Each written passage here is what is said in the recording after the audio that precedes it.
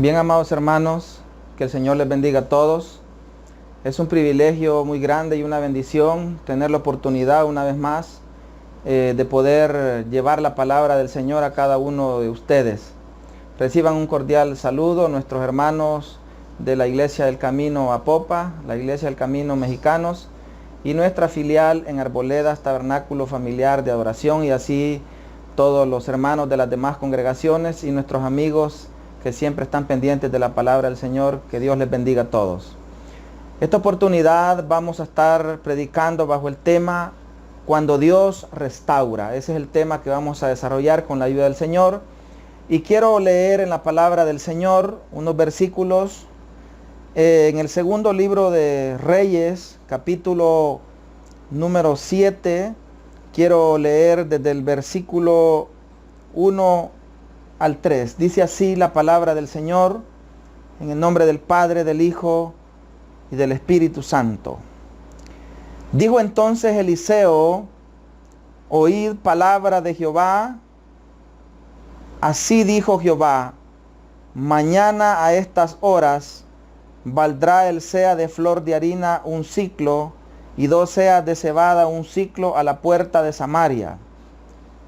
Y un príncipe sobre cuyo brazo el rey se apoyaba respondió al varón de Dios y dijo: si Jehová hiciese ahora ventanas en el cielo, ¿sería esto así? Y él dijo: he aquí, tú lo verás con tus ojos, mas no comerás de ello. Versículo 3. Había a la entrada de la puerta 4 hombres leprosos, los cuales dijeron el uno al otro: ¿para qué nos estamos aquí hasta que muramos? Vamos a orar para que sea Dios quien bendiga su palabra. Oramos. Padre, que estás en los cielos, te adoramos y te bendecimos en el nombre de Jesús. Declaramos, Padre, que tu palabra es buena semilla y nosotros somos buena tierra, Señor. En el poder del Espíritu Santo, Padre, predicamos esta palabra, Señor, en este momento, y que mientras esta palabra se predique, Señor, tú puedas sanar al enfermo, fortalecer al débil, Padre, salvar al perdido, Señor amado, y que aquel que esté esperando un favor, un milagro, tú te puedas manifestar de una forma sobrenatural. Bendecimos a cada uno de nuestros hermanos, donde quiera que se encuentren también, Padre, los amigos. Alcánzalos con esta palabra poderosa, Señor, que el Espíritu Santo haga la obra sobre cada uno de ellos, Señor, y que esta palabra nos edifique, nos consuele y nos exhorte conforme a la necesidad de cada uno. Muchísimas gracias, te doy la honra y la gloria en el nombre de Jesús. Amén y amén. Bien, amados, el tema es cuando Dios restaura. La naturaleza humana demuestra que el hecho de ser hijo de Dios no estamos exentos de atravesar problemas y dificultades. Podemos ver la realidad que nos afecta ahora, número 1, como iglesia a nivel mundial, y número 2, como individuos. Es una situación pues nada agradable, y Dios en esta oportunidad pues Él está interesado en que nosotros aprendamos de Él, que escuchemos su voz, no tanto que oigamos la voz de lo que dice el mundo, de lo que dice la gente, porque nos estamos moviendo en un ambiente fatalista, en un ambiente que amenaza con socavar la fe cristiana. Pero Dios en esta oportunidad Él nos va a hablar acerca de cuando Él restaura la vida del hombre. El pasaje que hemos leído en el segundo libro de Reyes, capítulo 7, del versículo 1 en adelante, es el pasaje donde el sector de Samaria, es decir, la capital de Israel en el reino del norte, dice que ha sido sitiada. Dice que los sirios han rodeado la ciudad, y ciertamente pues cuando una ciudad era sitiada era algo muy tremendo, porque la ciudad primeramente se le cortaban los suministros de agua, y los pocos suministros de agua que habían, pues los envenenaban para que todo aquel que bebiera de esa agua, pues muriera automáticamente. También no había entrada ni salida por parte de las personas, de manera que la comida, el alimento poco a poco se iba menguando, ¿verdad? Hasta caer en desesperación. Y esa desesperación la podemos ver ahora en día nosotros a nivel mundial, la podemos ver en nuestro país, toda esta conmoción, toda esta situación que estamos pasando. Entendemos que humanamente el hombre va a hacer lo posible, el hombre, como decimos en buen salvadoreño, va a hacer la rebusca, va a hacer la cacha, pero entendemos que a veces no es suficiente lo que puede hacer el hombre. El hombre va a poner parchecitos a la situación, el hombre va a poner médicos, el hombre va a tratar la manera de ocupar los recursos que tenga en su mano, pero seamos honestos. Cuando nosotros leemos la palabra de Dios nos damos cuenta que el único que nos puede dar una verdadera restauración es nuestro Padre Celestial. Ahora, Dios está interesado no en que el hombre sufra. La gente se pregunta, ¿por qué estamos pasando todo esto? Y yo tengo dos respuestas para esta situación. Número uno, lo que estamos viviendo en el mundo, para la gente que no conoce de Dios, representa un juicio. Es decir, que Dios se cansó de tanta cosa, de tanta maldad y de tanto pecado, y Dios no le quedó otra alternativa que actuar en consecuencia para castigar la rebelión de los hombres. Y número dos, para la iglesia esto es una prueba. Es un momento determinante donde vamos a darnos cuenta de qué estamos hechos como cristianos, como hijos de Dios, cuál es el papel que debemos de asumir cada uno de nosotros como hombres y mujeres de Dios. Entonces el plan de Dios no es que la humanidad sufra, el plan de Dios no es que la pasemos mal, el plan de Dios no es destruirnos. Dios permite ciertas situaciones, número uno, para disciplinar, para castigar, para corregir, y número dos, para que nosotros moldeemos nuestra vida cristiana, nuestro carácter, y Dios nos pueda llevar de un nivel espiritual a otro. Entonces, Dios está interesado en restaurarnos. El hombre va a hacer lo que pueda, pero el único que nos va a llevar a una verdadera restauración es nuestro Dios. Entonces leemos acá en la Biblia, y dice acá en el versículo 1, la ciudad de Samaria está siendo sitiada, como lo leemos acá en el versículo 1. Se levanta el profeta Eliseo y dice en el versículo 1, oíd palabra de Jehová. Así dijo Jehová, mañana a estas horas valdrá el seah de flor de harina un ciclo y 2 seas de cebada un ciclo a la puerta de Samaria. Y en el versículo 2 dice que un príncipe sobre cuyo brazo el rey se apoyaba, respondió al varón de Dios y dijo, si Jehová hiciese ahora ventanas en el cielo, ¿sería esto así? Y dijo, he aquí, tú lo verás, le dijo el profeta, con tus ojos, mas no comerás de ello. Dios, para poder restaurar al mundo, para poder restaurar nuestra nación, para poder restaurar tu vida, tu familia, tu vida espiritual, Él espera 3 decisiones que nosotros debemos de tomar para ser restaurados por Dios. Número 1, decisión número 1. Lo primero que Dios espera que nosotros hagamos, número 1, abandonar la incredulidad. La incredulidad es uno de los pecados más grandes que no solamente se mueve en la gente que no conoce de Dios, sino que ese mal, por llamarlo así, ha amenazado la vida de los hijos de Dios. Y ahorita mismo tenemos mucha gente de Dios sufriendo, enfermos de su cuerpo, con problemas espirituales, problemas familiares, problemas económicos. Pero una actitud de incredulidad es lo primero que nosotros debemos de abandonar. Es el primer paso que hay que dar. O sea, es decir, que la incredulidad es un estorbo grande. Dice la Biblia que aún nuestro Señor Jesucristo, cuando Él llegó a la ciudad de Nazaret, que era su aldea, dice la Biblia en los evangelios que no pudo hacer muchos milagros ahí, no porque Él no tuviera poder, porque Él era y es el Hijo de Dios y Él es todopoderoso, pero dice que no hizo muchos milagros allí por causa de la incredulidad de ellos. Ahora, ¿qué sucede? En medio de esta crisis, como lo leemos acá en el segundo libro de Reyes, capítulo 7, se levanta la voz del hombre de Dios, el profeta Eliseo.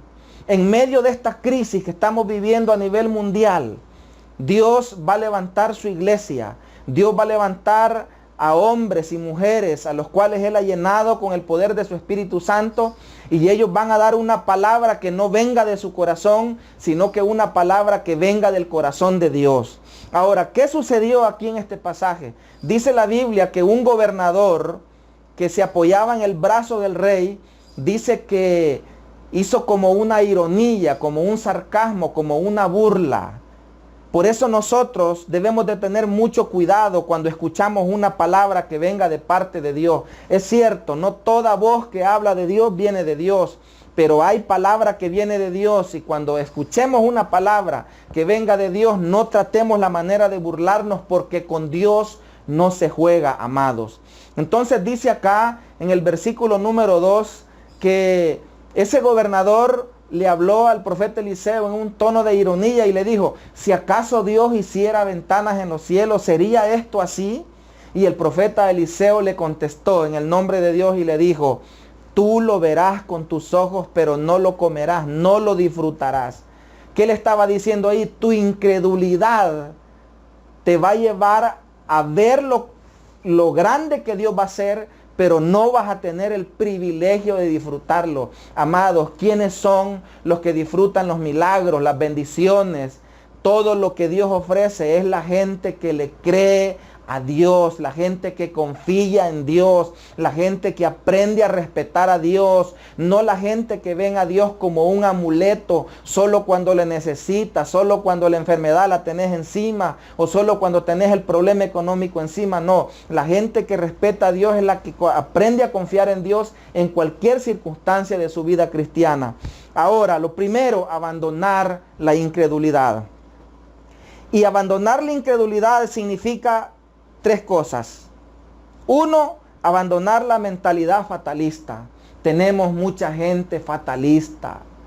Tenemos una nación fatalista, una nación que ha abrazado las malas noticias, una nación que está esperando que nos suceda lo que sucedió allá en Ecuador, en Guayaquil, o que suceda lo que sucedió en Italia, en España. Yo quiero decirte algo, amado hermano, no somos Ecuador, no somos España, no somos Italia, somos El Salvador, y aunque seamos un país pequeño, quiero decirte que Dios todavía nos ama y Dios nos está metiendo en este proceso, y Dios está esperando actitudes de ti y de mí, porque Él quiere bendecirnos y quiere restaurarnos, pero hay que abandonar la incredulidad y hay que abandonar la mentalidad fatalista. Estamos llenos de gente fatalista, gente que creen que les puede pasar algo malo, pero no creen que Dios les puede ayudar. Yo quiero decirte que el Dios que nosotros adoramos es más poderoso que esta pandemia, es más poderoso que esta tormenta tropical, es más poderoso que todas las dificultades que podamos haber enfrentado. Él es más poderoso que todo eso.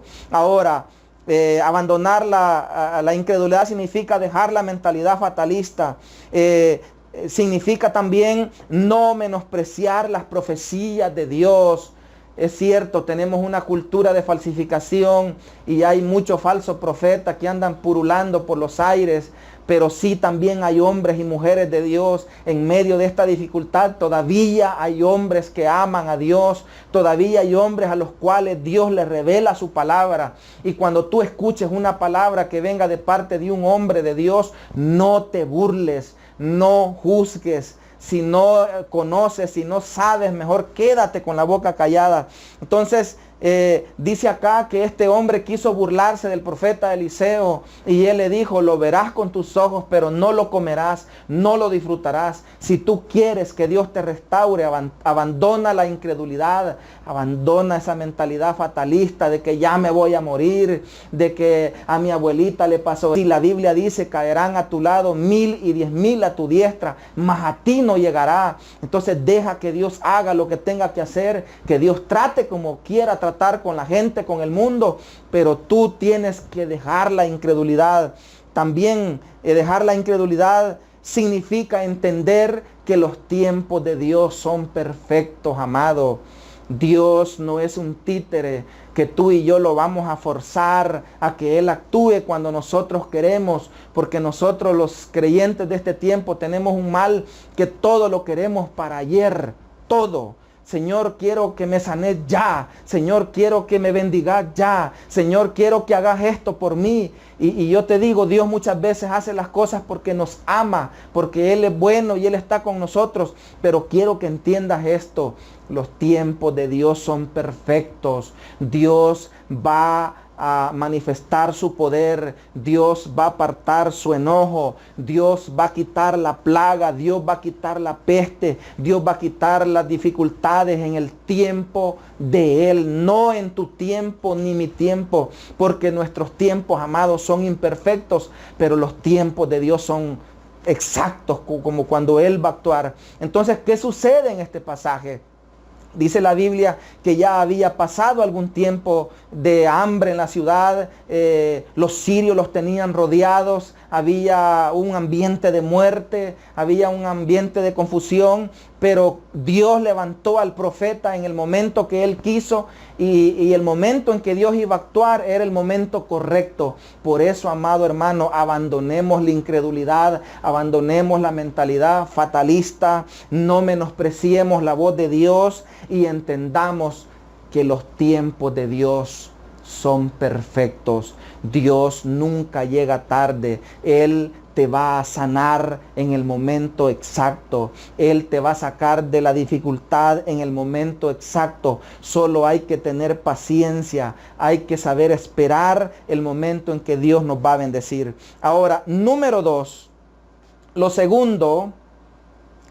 segunda decisión que debemos de tomar para ser restaurados por Dios, porque Él está interesado en que seamos restaurados. Lo segundo, número 2, nunca menosprecies a otro.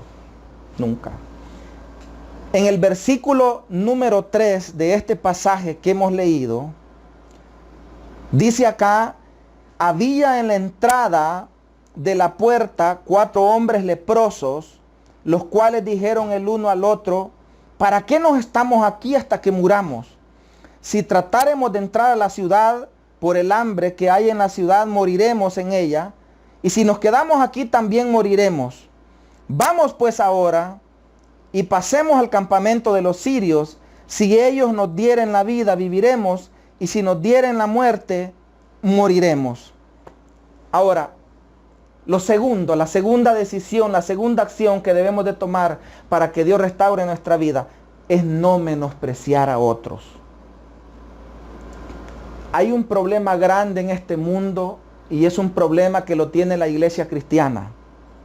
Y es que se está actuando con injusticia. Por eso no debemos de actuar nosotros de una forma injusta. ¿Por qué hablo de injusticia? Porque aquí la Biblia nos habla de 4 leprosos. ¿Y quiénes eran los leprosos? Eran los marginados, eran los despreciados, eran los que nadie quería. De hecho, la ley ritual del Antiguo Testamento los obligaba a mantenerse apartados del campamento y dice que eran obligados a andar un saco sobre sus cabezas y una especie de campanita y tenían que gritar cuando iban en medio de la gente, voy inmundo, voy inmundo. Entonces, cuando yo pienso en esta situación de los 4 leprosos, yo lo traigo a la realidad de lo que el mundo está viviendo ahora. Y es que tenemos mucha injusticia. Hoy en esta pandemia que estamos viviendo, vemos que gente que tiene dinero están procurando hacer más dinero. Y gente que no tenía nada se están quedando aún sin lo poco que tenían. Entonces, ¿qué es esto? Esto es injusticia. Mire lo que está pasando en los Estados Unidos de América, los problemas raciales, todas las manifestaciones, toda la violencia, los saqueos, las protestas en las principales ciudades, en Washington, en Nueva York, en Connecticut, en Maryland. Entonces, todo esto, ¿por qué? ¿Por qué sucede? Porque porque somos un mundo lleno de injusticia. Entonces, si nosotros queremos que Dios restaure nuestras vidas, número 2, no menospreciemos a otros. No tengamos de menos a otros.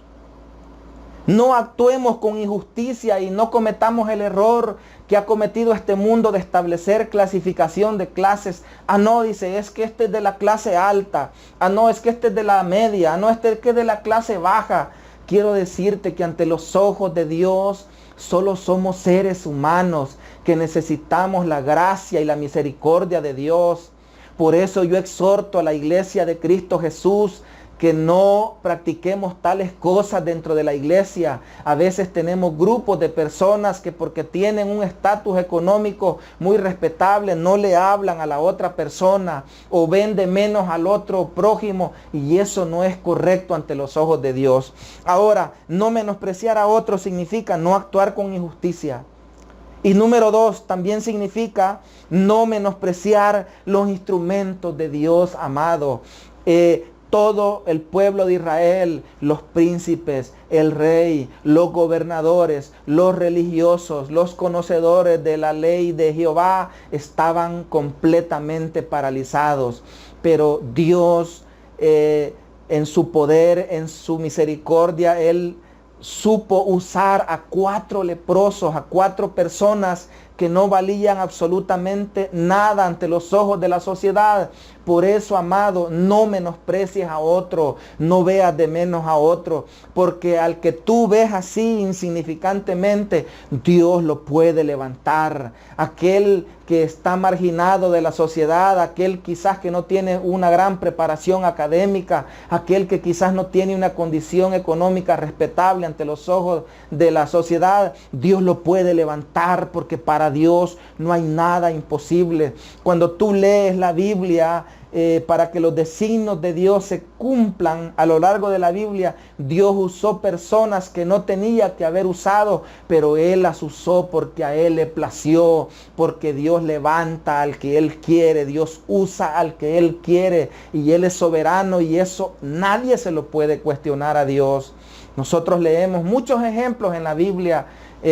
Cuando Samuel descendió a Belén a ungir al rey de Israel, dice que Isaí presentó a todos sus hijos menos a David.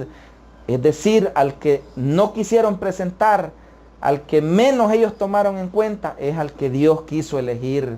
Entonces, amado, no menospreciemos a los demás y no actuemos con injusticia y no menospreciemos los instrumentos de Dios, porque si Dios fue capaz de usar a estos leprosos para traer una grande victoria a su pueblo, Dios puede usar hasta el más insignificante. Y la prueba más contundente de esto es que nosotros todavía estamos predicando el Evangelio de Cristo. Sabemos que hay gente que nos ha descalificado. Sabemos que hay gente que para ellos no valemos nada. No somos ministros, no somos pastores, no somos predicadores. Pero aquí no es lo que la gente dice, no es lo que el mundo dice, sino lo que Dios dice. Y si Dios dice que tú eres un vocero, eres un predicador, eres un hombre de Dios, ciertamente lo eres, amado hermano. Ahora paso a lo tercero, ya para ir terminando. Dice acá en el versículo número 5, hablando de los leprosos, dice: se levantaron pues los leprosos al anochecer para ir al campamento de los sirios. Y llegando a la entrada del campamento de los sirios, dice que no había ahí nadie. Ahora, lo tercero, la tercera decisión que debo tomar para que Dios restaure mi vida: debo de accionar en fe. De nada sirve que nos estemos quejando. De nada sirve que digamos estamos en una gran crisis, que no hay plata, que estamos encerrados. Mire, amado hermano, las manifestaciones de Dios son sobre aquellas personas que accionan, sobre aquellos que tienen no una fe teórica, porque la fe teórica la tiene cualquier gente. Hoy va a haber un montón de gente en esta situación de esta tormenta que hablando de que ay Diosito mío, que ay mi colochito, pero ¿qué va a pasar cuando pase esto? Vuelven a sus mismas disoluciones, vuelven a su misma vida miserable donde no toman en cuenta ni respetan a Dios. Ahora, ¿qué sucedió acá en el versículo número 5? Es la tercera acción que debemos de tomar tú y yo para que Dios nos restaure. Dice que estos accionaron en fe. Ellos pudieron haberse quedado ahí llorando, pobrecitos nosotros, somos los 4 desgraciados, los 4 leprosos, los 4 hombres que nadie da nada por ellos y aquí nos vamos a morir, pero no, ellos no se fijaron en su condición social, no se fijaron en su condición de salud, sino que ellos actuaron en fe. Ellos prácticamente no tenían nada que perder. Por eso te digo, amado hermano, nosotros no tenemos nada que perder, tenemos mucho que ganar en el nombre de nuestro Dios. Y por eso ya no es tiempo de estar criticando al gobierno, ya no es tiempo de que nos la llevemos de politólogos, de infectólogos, de científicos, de eruditos. Es tiempo de que nos levantemos y accionemos en fe, porque nada ganamos con estar postrados y estar quejándonos de medio mundo buscando culpables, porque lo que Dios quiere al final de ti y de mí es restaurar nuestras vidas.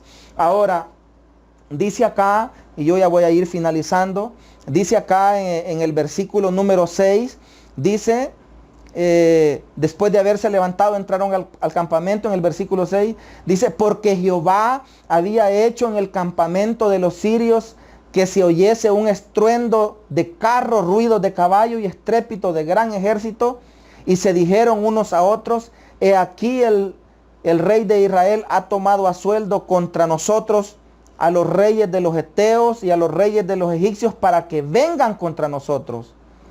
Y así dice, se levantaron y huyeron al anochecer, abandonando sus tiendas, sus caballos, sus asnos y el campamento como estaba, y habían huido para salvar sus vidas.